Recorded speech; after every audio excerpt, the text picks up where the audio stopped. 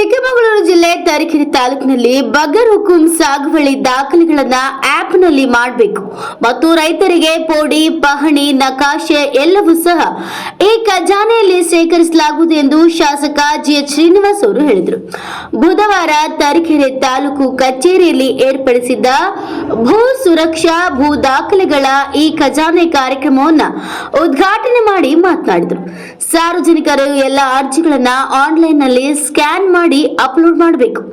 ಗ್ರಾಮ one, Karnataka one ಕೇಂದ್ರಗಳಲ್ಲಿ ಅರ್ಜಿ ಹಾಕಬೇಕು ಎಂದು ಮುಖ್ಯಮಂತ್ರಿಗಳು ರಾಜಧಾನಿಯಲ್ಲಿ ಮತ್ತು ರಾಜ್ಯದ ಎಲ್ಲ ಜಿಲ್ಲಾ ಕೇಂದ್ರಗಳು ಮತ್ತು ತಾಲೂಕು ಕೇಂದ್ರಗಳಲ್ಲಿ ನಾನು ಇಂದು ತರೀಕೆರೆಯಲ್ಲಿ ಈ ಖಜಾನೆಯನ್ನ ಉದ್ಘಾಟನೆ ಮಾಡಿದ್ದು ಸಾರ್ವಜನಿಕರಿಗೆ ಶಾಶ್ವತವಾಗಿ ದಾಖಲೆಗಳು ಲಭ್ಯವಿರುತ್ತವಂತ ಹೇಳಿದರು. ಪ್ರದೀಪ್ ಹೆಚ್ಚಿ ಎನ್ಗೆಸ್ಟ್ ಟಿವಿ4 ಬ್ಯೂರೋ ರಿಪೋರ್ಟ್ ಚಿಕ್ಕಮಗಳೂರು. ಉದ್ಘಾಟನೆ ಮಾಡಲಿಕ್ಕೆ ನಮ್ಮ ತರೀಕೆರೆ ವಿಧಾನಸಭಾ ಕ್ಷೇತ್ರದ ಮಾನ್ಯ ಶಾಸಕರು ಈ ಒಂದು ಕಾರ್ಯಕ್ರಮಕ್ಕೆ ಆಗಮಿಸಿದ್ದಾರೆ.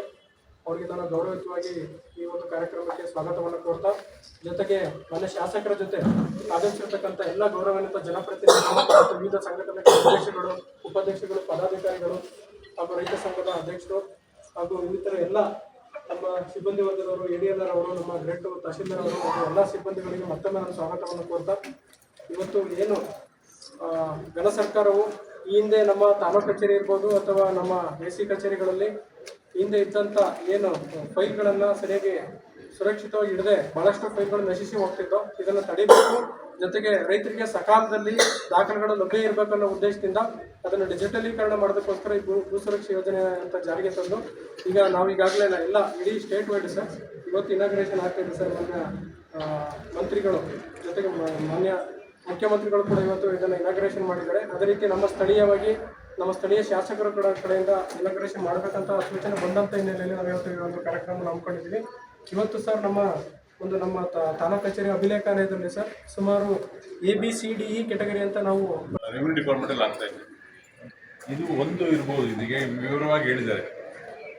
ಅದ್ರ ಬಗ್ಗೆ ಒಂದು ಇವತ್ತು ನಮ್ಮಲ್ಲಿ ಬಗರ್ಹುಕುಂ ತಗೋಬೇಕು ಅಂತಂದ್ರೂ ಕೂಡ ತುಂಬಾ ಸರ್ಕಾರ ಒಂದು ರೂಪರೇಷೆಗಳನ್ನು ಮಾಡಿದೆ. ಆ ಸ್ಯಾಟಲೈಟ್ ಪಿಕ್ಚರ್ ತಗೊಳ್ಳೋದು, ಅವ್ರು ಕಲ್ಟಿವೇಟ್ ಮಾಡಿದ್ನೋ ಇಲ್ಲೋ, ಪ್ರತಿಯೊಂದನ್ನು ಕೂಡ ಸ್ಯಾಟಲೈಟ್ ಪಿಕ್ಚರ್ ತಗೊಂಡು ಅವನು ಬಿ ಇರ್ಬೋದು ಅವರು ಫೋಟೋನ ಅಪ್ಲೋಡ್ ಮಾಡಬೇಕು ವಿತ್ ಆ ಪರ್ಸನ್ ಜೊತೆ. ಮುಂಚೆ ಇವತ್ತಿನವರೆಗೂ ಹಿಂದೆ ನಾವು ಕೊಟ್ಟಂಥದ್ದು ಏನಿದೆ, ಬಗರ್ಹುಕುಂ ದಾಖಲೆ ಕೊಟ್ಟಿದ್ದೀವಲ್ಲ, ಇವತ್ತು ಕೂಡ ಅವ್ರಿಗೆ ರಸ್ತೆ ಇಲ್ಲ, ಬೋರ್ಡ್ ಆಗಿಲ್ಲ. ಬಟ್ ಇವತ್ತು ನಾವು ಏನು ಕೊಡ್ತೀವಿ, ಆತನಿಗೆ ರಸ್ತೆನೂ ತೋರಿಸಿರ್ತೀವಿ, ಬೋರ್ಡು ಮಾಡಿಕೊಡ್ತೀವಿ, ರಿಜಿಸ್ಟ್ರ್ ಮಾಡಿಕೊಡ್ತೀವಿ, ಪಾಣಿ ಕೊಡ್ತೀವಿ. ಇಷ್ಟನ್ನು ಮಾಡಿ ಮತ್ತೆಲ್ಲೂ ಹೋಗಬಾರ್ದು, ಅವನು ಪ್ರಾಬ್ಲಮ್ ಅಂತ ತಾಲೂಕಿಸಿ ಬರಬಾರ್ದು.